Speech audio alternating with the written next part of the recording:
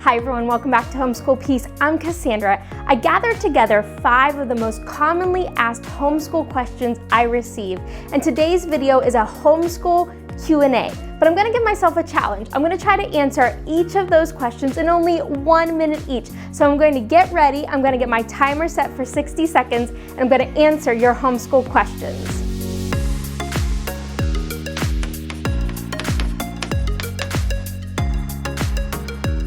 All right, so I'm ready for that first question. The question I receive a lot is, why would you decide to homeschool your kids? So I got 60 seconds up the clock. I'm gonna try my best to get my answer in 60 seconds, so we'll see how I do. Now, everybody homeschools for different reasons, so my reason probably looks a lot different than your reason, and that's okay, but here's the reason why we homeschool our kids.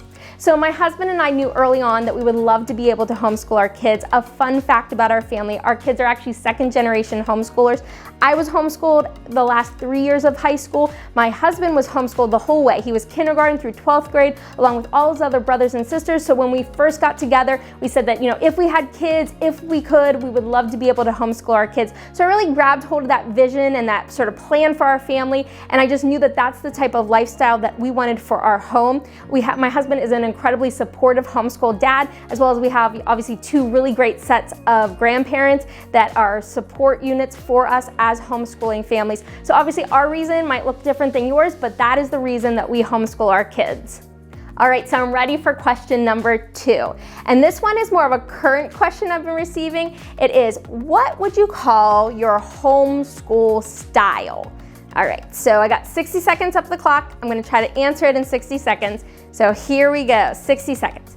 First off, I don't think you need to have a homeschool style to be a successful homeschool parent. I think the concept of homeschool styles might be something more in the current generation of homeschoolers with Pinterest and homeschool blogs and some cute, Google surveys that you find out what type of style you should have. I really think you do what works with your family and the type of learners you have in your home, and don't feel restricted by a certain type of style. Now, that being said, if I had to think about what type of style I would fall more likely in our family, we use Sunlight as our main core curriculum, as well as we use The Good and the Beautiful. And so with that, I would say we're probably more of a literature-based, Charlotte Mason sort of inspired family. But that being said, there's a lot of things that I do that are still workbook based. And if I find a great textbook, I'm still gonna pull out a traditional textbook. So I don't really feel restricted by a certain style, and I don't think that you should feel that you have to be, but that would be what type of style I would be if I had to pick a style for our home.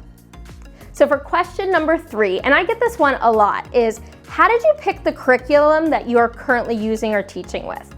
All right, so I got that 60 seconds up of the clock, and I'm ready to go to answer this question for you. All right, so I don't have some easy 3-step approach for finding curriculum. How mine was definitely just some old school research. So just sitting there at night, typing in top 10 math homeschool curriculums, and then bringing up articles and comparing those, finding out more about the different, styles of math curriculum and what's included in the different ones that are sort of those top ones that you hear in the homeschool world. Then going over to YouTube, doing some searches for those curriculum reviews, curriculum comparisons, and just watching a lot of videos of other homeschool moms who have used the material. From there, once I've narrowed it down to maybe like 2 or 3 choices, going to those websites of those curriculum companies, downloading as much material as I can get my hands onto that are free, and really reading through the material or the samples, going through any training videos that they may have on their website, but really just digging down deep, figuring out, would this curriculum work for us? And that's really how I picked the curriculum that we're using here in our family, and we love the curriculum that we're currently using.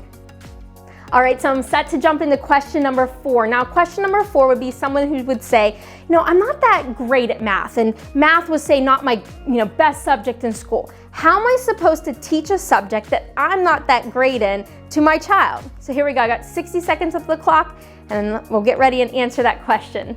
All right, so first, there is not a teacher out there that knows everything about every subject. So while you are the homeschool parent, you are teaching your child, remember that you have the teacher manual in your hand, and that there might be some times that you are learning alongside of your child, as well as, sometimes it's that you just haven't thought about a certain topic since, way back in 4th grade, and so maybe you're just remembering some of the things while you are teaching your child. So when that comes up, don't let that make you feel insecure as a teacher. Just know that you are learning alongside your child. When you are selecting your curriculum, and this one's really important, make sure if there's a subject you're not that confident in, that you take time to find a curriculum that has great parent support. Whether there's training videos or parent teaching lessons, if there is maybe some online components that the child can sit there and do some online studies themselves, if there's a video component as part of the curriculum, anything that really just provides the parent with extra support